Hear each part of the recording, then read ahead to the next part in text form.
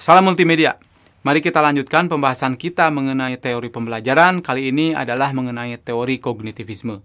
Teori kognitivisme ini mula-mula dicanangkan oleh Bandura.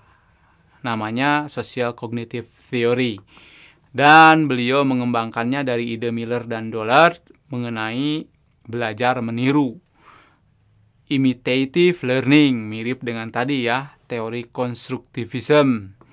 Ya, teori-teori pembelajaran ini memang tidak berdiri sendiri ya, ada selalu kaitan-kaitannya. Kemudian teori kognitivisme ini didukung oleh teori asimilasi oleh Ausubel dan juga cognitive information processing. Nah, fokus dari kognitivisme ini adalah konseptualisasi dari proses penyerapan informasi oleh otak pembelajar sehingga dapat dimasukkan ke dalam long term memorinya. Jadi prosesnya mirip dengan komputer kurang lebih ya. Dan ini kognitivisme itu menyelesaikan masalah bagaimana informasi diambil, diorganisasikan di otak kita, disimpan, diselaraskan dengan yang ada di dalam otak, ditambahkan, dilengkapi, atau dihapus kalau ada yang salah, disimpan, dan setelah itu kalau memang ada update lagi akan di-retrieve, akan diambil lagi, diperbaharui, disimpan lagi. Persis seperti cara kerja komputer. Nah, Social Cognitive Theory itu dikembangkan oleh Albert Bandura dan melihat manusia sebagai active agents who both influence and are influenced by their environment.